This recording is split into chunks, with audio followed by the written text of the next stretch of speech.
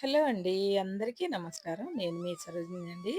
ఈరోజైతే చక్కగా 3 గంటలకే లేచి పనులన్నీ చేసుకున్నా అండి. అందరికీ క్షీరాబ్ది ద్వాదశి శుభాకాంక్షలండి. మన ఆడవాళ్ళకి వచ్చే ఈ కార్తీక మాసంలో వచ్చే పండుగలు, ప్రతి పండుగలు స్పెషలేనండి మనకి. కానీ ఇవి చాలా ప్రశాంతంగా చేసుకోవాల్సిన పూజలండి. మనము తెల్లవారుజామునే లేస్తే చక్కగా చేసుకోవచ్చండి. టైం సరిపోతుంది. నేను 3 గంటలకు లేచి ఈ దీపారాధన అంతా మొత్తం అయిపోయేసరికి పావుతక్కువ 5 అయిందండి నాకు. అంత టైం పట్టింది నాకు ఈరోజు. ఎందుకంటే ముగ్గులేసుకొని ఇంట్లో అంతా బయట ఇంకా చాలా వరకు నేను ఇంట్లో రాత్రే చేసుకుంటాను కదండీ! అవన్నీ చేసుకున్నా కూడా పూజకి టైం పడతదండి. పావుతక్కువ 5 అయిందండి అంతా అయిపోయేసరికి. ఇలా నిండుగా పిండి దీపారాధన చేసుకున్నా అండి. నిన్న పొద్దున మాత్రం ఇంకా ఈవినింగ్ పూజ ఈవినింగ్ చేసుకుంటానండి. ఎందుకంటే ఆ పూజ మనం ఈవినింగే చేసుకోవాలండి. నేనైతే ఈవినింగ్ చేసుకుంటాను. లేదా కుదరకుండా ఉంటే నేను ఎటన్నా వెళ్ళేదుంటే ఊర్లకు గట్టా నేను పొద్దున్నే చేసుకుంటానండి. బ్రహ్మముహూర్తంలోనే చేసుకుంటాను. కానీ నాకు ఈ వారం ఈ నే ఇప్పుడు ఈ సంవత్సరం వీలు పడిందండి. అందుకే నేను ఈవినింగ్ చేసుకుంటానండి. మళ్ళీ కూడాను ఇలా మీకైతే తృప్తిగా ప్రతిరోజు దీపాలు చూపెడుతున్నానండి. చూడండి ఇక్కడ నేతితో ఈ బొడ్డొత్తులన్నీ తడుపుకుంటున్నానండి. తడిపి పెట్టుకొని ఒక బాక్స్‌లో పెట్టుకోవాలండి.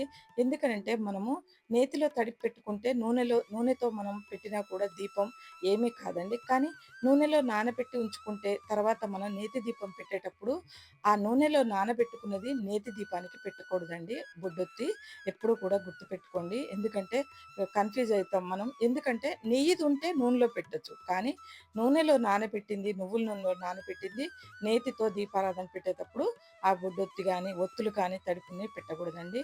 ఇలా నేతితో పట్టుకుంటే మనం దేనికైనా నూనెలో వాడొచ్చు, నెయ్యితో వాడొచ్చండి. అలా నానబెట్టి పక్కకు పెట్టుకుంటానండి. ఉసిరి దీపాలకు కానీ దేనికైనా పనికొస్తాయండి మనం పెట్టుకోవడానికి. ఇలా లోపలికొచ్చి అంతా క్లీన్ చేసుకున్నా అండి. పూజా సామాగ్రి మొత్తం మీకు చూపించట్లేదండి. చాలా రోజుల నుంచి కానీ బిజీ ఉందండి. అందుకే చూపించట్లేదు. ఇలా చక్కగా పూజంతా రెడీ చేసుకున్నానండి. మీకంతా అయిపోయిన తర్వాత చూపెడుతుంది. అభిషేకం చూపెట్టలేదని అనుకోవద్దండి.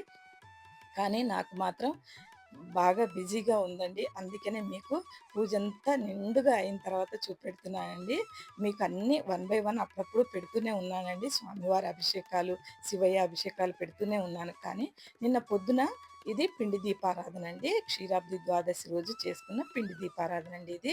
మనం ద్వాదశికి ఇలా పిండి దీపారాధన నేను 2 అయితే వెలిగించుకున్నా అండి. మిగతాయన్ని దీపాలు వెలిగించుకున్నా అండి. చాలా మంచిగా అనిపించిందండి. అమ్మవారి దీపం కూడా చిన్నది చిట్టి దీపం వెలిగించుకున్నాను. నిండుగా అలంకరించుకున్నానండి పూజా మందిరాన్ని. ఇలా ఎందుకంటే వీడియో తీస్తూ నేను చేయటం చాలా లేట్ అవుతుందండి. మీకు వీడియో తీస్తూ పెడుతూనే ఉంటాను కదా! అప్పుడప్పుడు ఇలా కొంచెం అర్థం చేసుకోండి. ఈ నిండుగా చూసిన పూజ మీకు నచ్చకుండా ఉండదండి. ఎవరి పూజా మందిరం చూసినా కూడా నాకైతే ఎంత తృప్తిగా ఉందండి. అందరూ పిండి దీపారాధన చేసుకున్నారండి. నాకైతే చాలా ఆనందంగా ఉంది. ఎవరెవరి పూజలు చూసినా కూడా ఏదన్నా నేను ఇలా చూస్తూ ఉంటే ఫోను వస్తే చాలా ఆనందం వేస్తదండి నాకు. ఇలా పంచహారతి ఇచ్చుకున్నానండి మంచిగా. మనమేంటంటే పంచహారతి ఇస్తే చాలా మంచిదండి. ఈ కార్తీక మాసంలో మీరు ప్రతి ఒక్క పూజ అయినా ఏ పూజ గుడిలో కానీ, ఇంట్లో కానీ 2 దీపారాధన పెట్టి స్వామివారికి ఇంత నైవేద్యం పెట్టే పూజ అండి నిండుతనంగా ఉంటుంది. ఈ కార్తీక మాసంలో స్వామివారికి మనం శివుడికి ఎంత చేసుకుంటే అంత అండి. అంత పుణ్యం వస్తుంది మనకు. ఈ నెలలో పట్టాలండోయ్ మీరందరూ కూడా శివయ్యని కానీ ఎప్పుడూ కూడా శివుడు భక్తులైతే వాళ్ళెప్పుడూ కూడా నిండుగానే ఉంటారండి. ఏ దేవుడిని మొక్కినా కూడా మన మనసు ముఖ్యమండి. మందిరంలో ఉన్న ప్రతి దేవుడు కూడా నాకు ముఖ్యమేనండి. నా మందిరంలో నిండుగా దీపాల కాంతులు ఎలా వెలుగుతున్నారో చూసారండి. నేను పిండి కొట్టి చక్కగా బియ్యం నానబెట్టి ఆ తడి పిండితో చేసిన దీపాలును తడి పిండితోనే చేశానండి.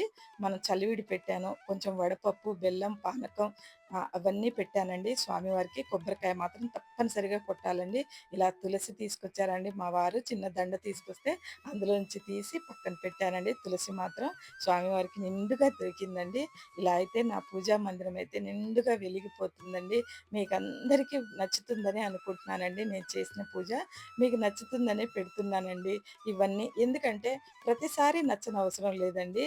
ఆ స్వామివారిని మీకు నిండుగా చూపెట్టుకోవాలని చెప్పి ఇలా నిండుతనంతో పూజ చేసి కార్తీక మాసంలో ప్రతిరోజు చేసినా వేరే కానీ నిన్నటి రోజు మళ్ళీ తిరిగి రావాలంటే మనం నోచుకోవాలండి. అంతే స్వామివారికి నా కోరికనైతే చెప్పుకొని, నా ఇల్లు, పిల్లలు, పాప అందరూ కలకాలం నిండుగా ఉండాలి అని చెప్పి కోరిక చెప్పుకున్నానండి. మేము సంతోషంగా ఉండాలి ఎప్పటికి అని. ఇలా పూజంతా అయిన తర్వాత పైకెళ్ళి కాసేపు నడుస్తానండి నేను. ఆ తర్వాత మాత్రం ఇది ఈవినింగ్ అండి. ఈవినింగ్ పిండి దీపారాధన చేసుకోవాలి కదండీ! తులసి దగ్గర తులసి పూజ చేసుకోవాలి కదా! చిన్ని కృష్ణయ్య ఉన్నాడండి. పెద్ద కృష్ణయ్య లేడు కదండీ!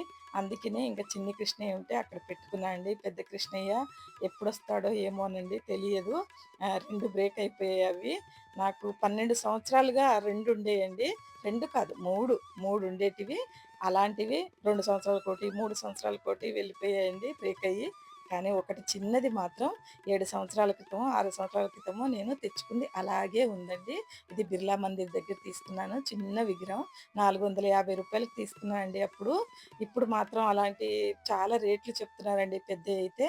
ఇలా చక్కగా అన్నీ రెడీ చేసుకొని దీపారాధన చేసుకున్నా అండి. ఎందుకనంటే నేను అన్నీ రెడీ చేసుకుంటూ వీడియో తీయాలంటే చాలా కష్టమండి. అందుకనే ఇలా మాత్రం నేను దీపారాధన అయితే పెట్టుకున్నా అండి మంచిగా.